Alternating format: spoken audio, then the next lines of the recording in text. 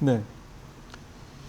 그 얘기만 먼저 일단 하고 한번 시장 관련해서 하나는 여쭤봐야 될 것 같아서 지금 중동 상황이 우리 연휴 때 분위기가 좀 빠르게 개선되는 것 같긴 했는데 뭐 오늘 조금 주춤하긴 했습니다만 뉴욕 시장 그 선물이 계속 좋은 거 보면 그 중동 상황에 대해서는 월가에서도 긍정적으로 보는 것 같습니다. 만약에 지난번에 한번 말씀하시긴 하셨는데 해협 통과가 확정이 되고 지금 그 협상 안에는 90일 동안인가요? 정상화 시키겠다 뭐 이런 얘기가 있어서 그거 하면 좀 뭐 금리나 유가 이 문제는 좀 빠르게 좀 안정을 찾을 수 있을 것이냐 이 부분을 다시 한번 좀 박사님 말씀을 좀 들어보고 싶네요. 네, 유가가 뭐 7% 급락했고 맞습니다. 뭐 어제 우리 장이 안 열렸을 때 아시아 증시 또 유럽 증시 다 좋았죠.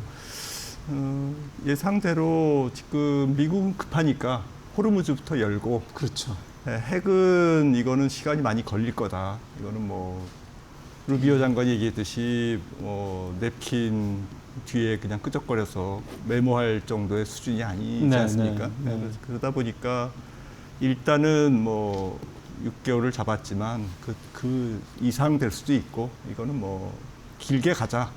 그런데 지금 미국이 유가 때문에 급하니까 그렇죠. 호르무즈부터 열자라는 거에 대해서 기타 등등 뭐 기타 등등이 아니죠. 이란 입장에서는 제일 중요한 핵 문제 네, 이것도 핵 폐기 문제도 이란 안에서 해체하는 것을 용인하는 걸로 이제 나왔더라고요. 네, 네. 그런 걸로 봐서는 미국이 급하긴 급하다. 그런가요? 근데 네. 지금 3, 4, 5 이번 주가 이제 3개월 그렇죠. 그리고 이제 달이 바뀌면 이제 두 분기로 들어가는 거거든요. 두 분기째로. 그러니까 미국 입장에서는 뭐 여기서 마무리 이번 주에. 져야죠. 네, 유가는 마무리 져야죠. 네. 예, 뭐 속단할 수는 없습니다만 지금 박사님 말씀도 그렇고 전반적으로 어떻게 보면 이제 급한 게 미국이라는 거 이 부분. 어쨌든 이게 이번 주에 어쨌든 확정이 좀 된다고 그러면 상당히 또 시장에는 긍정적이지 않을까 그런 기대감을 좀 가져봅니다. 이제 이런 상황에서 이제 미국과 우리의 이제 중앙은행 얘기를 좀 해봐야 되겠습니다. 워시가 일단 연준장 취임을 했습니다. 이게 새로운 사람이 새로운 연준의장이 취임하면 역대에서도 이렇게 약간 뭐 이렇게 좀 군기 잡는 뭐 이런 식의 시장 분위기들이 있었다면서요? 네, 뱅크 오브 아메리카의 분석에 따르면 뭐 예전 1970년대부터 쭉 해놨던데 표를 그런데 뭐 평균적으로 취임 이후에 한 50bp 정도 시장 금리가 튄다. 오른다. 네, 오른다 하는데 그때 뭐 70년대는 좀 이례적인 거기 때문에 네. 70년대에 그 뭐 유가가 급등하고 두 차례 오일 쇼크, 그다음에 아더번스가 뭐 20%까지 금리를 폴 볼커가 20%까지 금리를 올릴 때 이걸 제외하면 보통은 한 40bp에서 50bp 정도가 안 됩니다. 제리 델런 지난 취임했을 때는 파월 전이었죠. 네, 파월 전에 취임했을 때는 그때는 한 15bp밖에 안 뛰었고요. 버냉키 때는 한 40bp 튄 것 같고 그래서 뭐 그렇다고 보면 뭐 이미 지금 4% 초반에서 4.6까지 올라왔으니까 좀 매를 먼저 맞았다라고 볼 수도 있는 거죠. 네. 중요한 건 이제 워시가 취임을 하고 나서 뭐 되게 하여간 트럼프 대통령이 하는 얘기는 또 어디까지를 들어야 될지 잘 모르겠는데 뭐 독립성 얘기도 하지를 않나 그러면서도 뭐 잘할 거라고 또 얘기를 하지를 않나 또 워시는 또 독립성 얘기도 하면서도 또 금리와 관련돼서는 또 뭐 그다지 그렇게 시장에서 원하는 멘트가 될까요? 하여간 저는 하여간 잘 무슨 말 하는지 이 사람들 잘 모르겠는데 워낙에 표현을 뭐 애둘러서 하니까 일단 워시의 멘트들 또 트럼프 대통령의 취임 전후에서 했던 멘트들 이런 걸 전체적으로 봤을 때 워시의 앞으로의 행보 어떻게 좀 박사님은 좀 예상이 되세요? 뭐 워시가 처음에 뭐 리더십을 갖추기 전까지는 조금 더 연준에 스며들어서 좀 설득력을 갖기 전에는 뭐 뭔가 이렇게 급격하게 개혁을 하거나 뭐 연준의 기준금리 결정에 뭐 기준을 바꾼다든지 이런 것을 하기는 어려울 것 같고요. 네. 뭐 당장 눈앞에는 이제 유가의 후폭풍이 있기 때문에 그러니까요. 6월부터 호르무즈가 뚫려도 유가는 뭐 일단은 급락하겠지만 이게 고유가 이미 1분기, 한 분기 동안 올라간 고유가가 뭐 한 100불 정도가 이제 3, 그렇죠. 4월 평균이니까 이게 작년 평균 대비로는 한 50%, 60% 올라간 수치고 네. 2년 평균으로는 한 40% 올라간 수치거든요. 예. 그러니까 평균 레벨이 올라갔기 때문에 이게 이제 경제에 스며드는, 그렇죠. 인플레이션에 스며드는 그런 게 한 3, 4개월 정도 있을 거라고 봅니다. 아무리 짧아도. 그 영향이. 네. 그래서 일단 뭐 6월달 CPI는 4%짜리를 볼 거고요. 예. 유가가 하락해도 네. 6월달에 받아보는 게 이제 5월 지표이기 때문에 그런 거죠. 그래서 뭐 한 7월 정도부터 떨어진다고 하더라도 CPI가 2분기 내지는 3분기 초입까지도, 그러니까 8월까지도 제가 볼 때는 미국의 소비자 물가가 계속 3.5% 위에서 움직일 거예요. 한 3.5에서 예. 4.0 사이일 겁니다. 그런 상태에서 유가가 하락하면 또 소비가 늘겠죠. 그렇죠. 경제 지표는 경제 지표대로 2분기, 3분기 계속 좋을 거라는 그러네요. 거죠. 월드컵도 있고. 그렇죠, 참. 네. 그래서 또 경기 부양책을 또 트럼프가 좀 계획하고 있거든요. 예. 선거를 앞두고. 그렇게 보면 경제 지표는 좋고 유가는 뭐 후행적으로 물가에 영향을 네. 미치고 네. 소비자 물가는 거의 3.5에서 4.0이니까 금리가 안 내려오겠죠. 예. 2년물이 지금 4.1인데 기준금리가 3.75니까 거의 한 40bp 0.4%포인트밖에 차이가 안 나는 상태에서는 금리를 못 건드립니다. 그렇죠. 누가 봐도 그건 못 건드리는 금리입니다. 그러니까 9월까지는 날 샜다. 금리 인하와 관련된 부분은 날 샜다. 네. 올리지 않으면 다행이고요. 올리지 않으면 다행. 그러네요. 예, 그나마 이제 유가가 떨어지니까 이제 올리지 않는 거고요. 그래서 9월까지는 아무것도 없다. 근데 10월 28일이 11월 3일 중간 선거 직전 FOMC거든요. 10월 28일. 예, 10월 28일 날 어떻게 올립니까? 일주일 전, 선거 일주일 전에.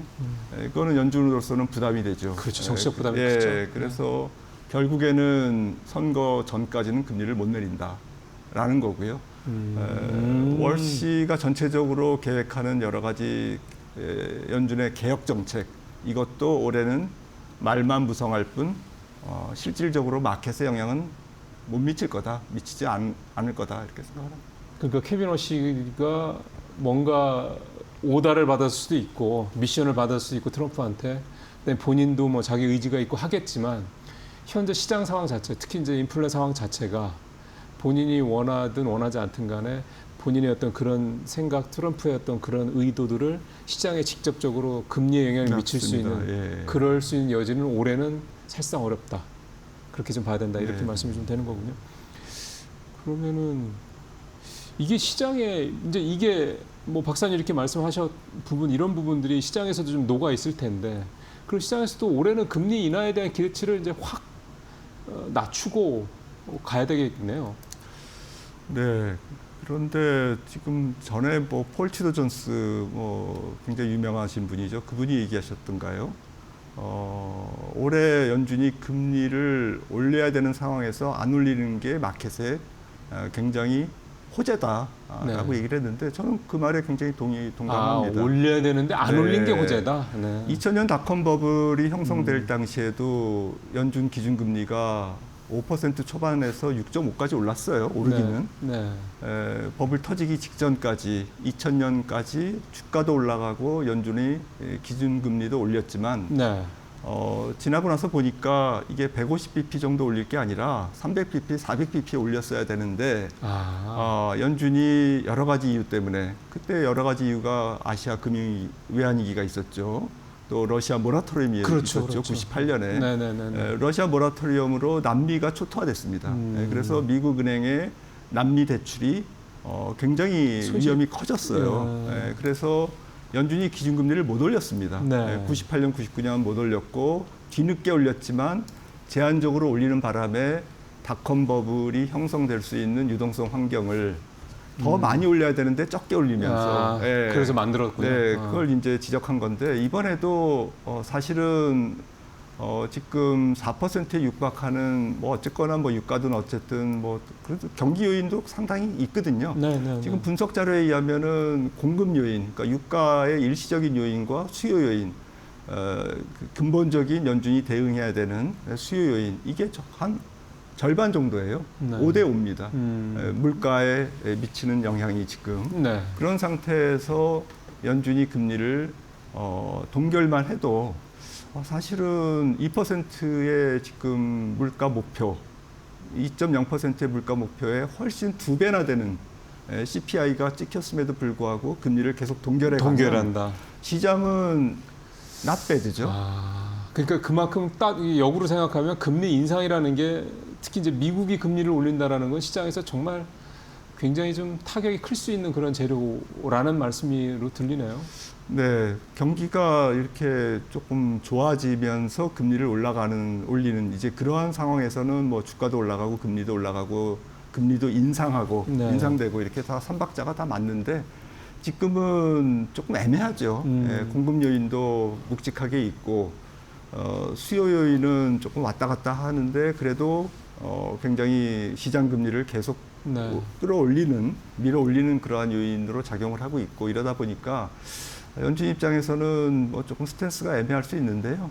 결론적으로 지금 물가 지표로 보면 연준이 금리를 뭐 올해 한 번 정도 올려도 하나도 이상하지 않은 상태에서 지금 동결을 올해는 할 것 같습니다. 네.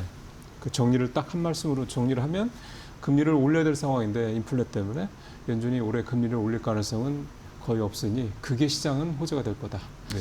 우리 시장으로 넘어가 보면 우리 시장은 사실 굉장히 뜨겁지 않습니까? 뭐 1분기에 아시는 것처럼 1.7% 성장을 해서 깜짝 성장을 정말 했고 뭐 JP 모건이나 뭐 무디스도 거의 3% 가까이 올리더라고요. 3% 정도로. JP 모건은 3%였고. 우리는 지금 수출이 엄청나게 좋은 거고. 보니까 지난 1분기 때 보면 민간 소비도 괜찮고 설비 투자도 괜찮고 뭐 건설 투자도 나쁘지 않고 그렇더라고요. 수출만 좋은 게 아니라 내수도 뭐 수출만큼은 아니더라도 괜찮다. 뭐 이러면 이제 굉장히 우리 경기가 좀 경제 상황이 좀 좋아지고 있다는 얘기가 되는 거니. 그래서 이제 한국은행도 금리 인상에 대한 뭐 시그널이 이번 5월 금통위 때 나올 거다. 공교롭게도 신현상 총재 첫 금통이고 최근에 금통위원으로 임명된 김진일 교수는 또 연준 출신인데 이 양반도 매파적으로 좀 잘 알려져 있는 분이고 등등등.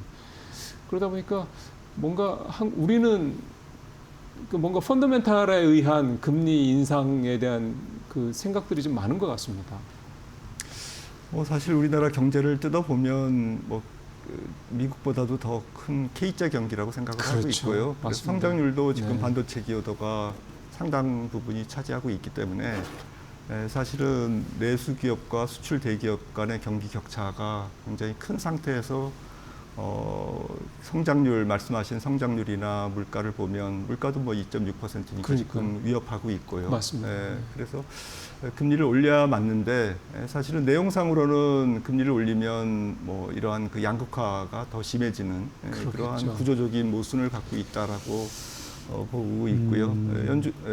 우리 한국은행도 이 사실을 잘 알기 때문에 정말 올리지 않으면 안 될 정도의 상황이어야 이제 올릴 거다라고 이제 시장은 보고 있는 거고요. 그래요.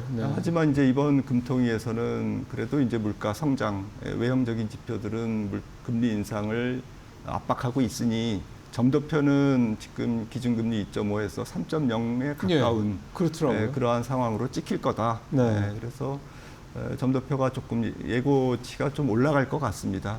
그리고 시장 예측은 뭐 올해 한 번 정도는 올리고 가는 게 아닌가라는 생각도 지금 그런 컨센서스도 형성이 되어 있고요.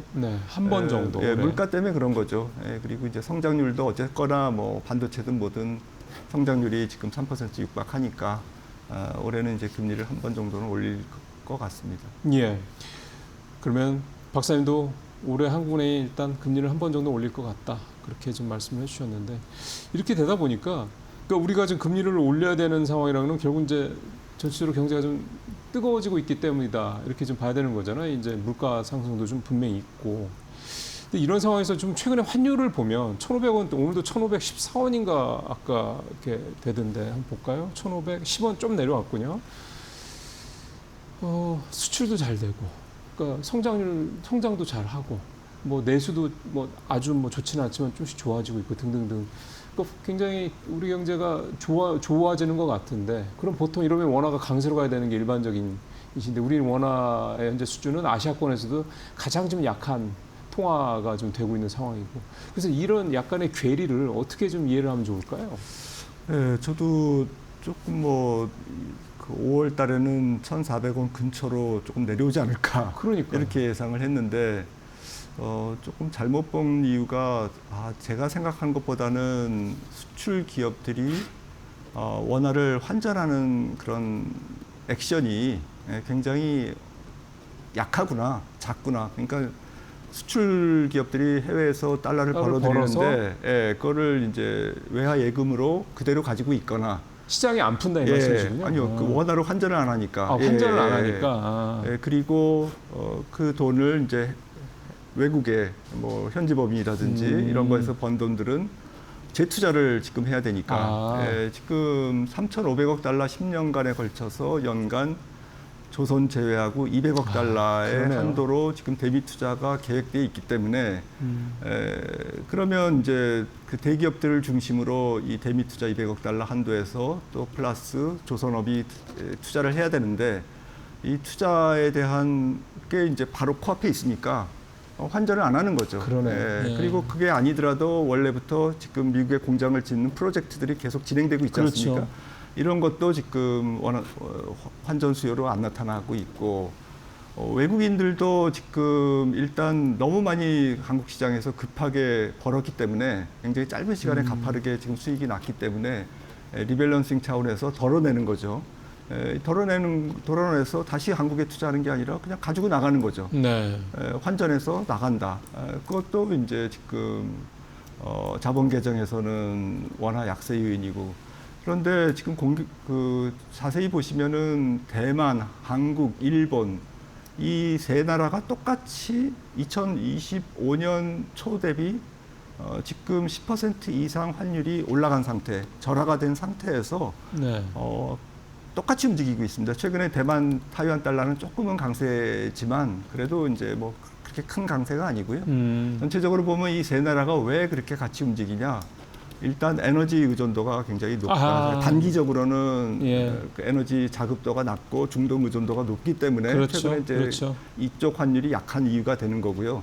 이 세 나라의 공통점은 아까 말씀드렸던 미국에 투자를 해야 되는, 미국으로부터 압박을 받고 있는 나라이기 때문에 그런 측면에서도 똑같이 환율이 지금 약세다. 우리나라만의 문제는 아닌 것 같다라고 생각합니다. 그러게요. 뭐 어쨌든 환율은 참 생각했던 것처럼 그렇게 화끈하게 내려가지는 좀 않는 것 같습니다. 네, 오늘 김한진 박사님과 여기서 말씀 마무리하겠습니다. 말씀 잘 들었습니다.